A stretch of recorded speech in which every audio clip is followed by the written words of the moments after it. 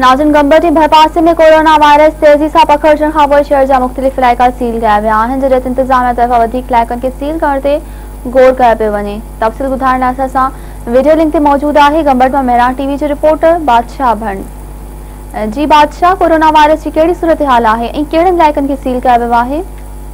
जी गंबड़ जेका corona virus जे हवाले सां जेका केसिस आहिनि उहे ज़्यादा वधी रहिया आहिनि ॾींहों ॾींहुं, ऐं गिम्स हॉस्पिटल में काफ़ी सवन जे तइदाद में माण्हू कोरोना वायरस जी टेस्ट कराइनि पिया, जेके काफ़ी पॉज़िटिव अचनि पिया, काफ़ी नेगेटिव अचनि पिया।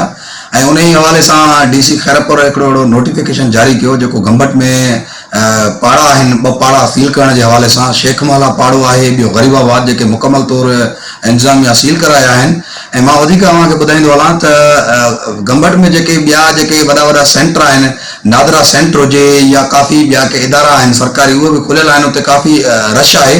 ऐं ॿियो तव्हांखे ॿुधाईंदो हलां त जेको ही एहसास किफ़ालत प्रोग्राम जी जेके क़िस्तूं हलियूं उहे हाणे बक़ाया जात बि उन्हनि में मिली रहियूं आहिनि, जिन खे इहे एहसास किफ़ालत जा जेके पैसा न मिलिया हुया उहो बि हींअर मिली रहिया आहिनि माण्हुनि खे। त उन्हनि सेंटरनि ते काफ़ी हज़ारनि जे तइदाद में माण्हू आहिनि, को बि SOPs ते अमल कोन्हे।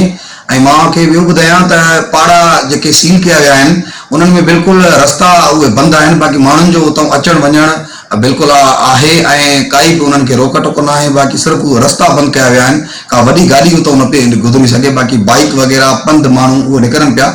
ऐं ॿियो तव्हांखे ॿुधायां त जेके एहसास कफ़ालत जेके सेंटर आहिनि गंबड़ में, उन ते हज़ारनि जे तइदाद में माण्हू आहिनि ऐं को बि उते SOPs ते अमल कोन्हे।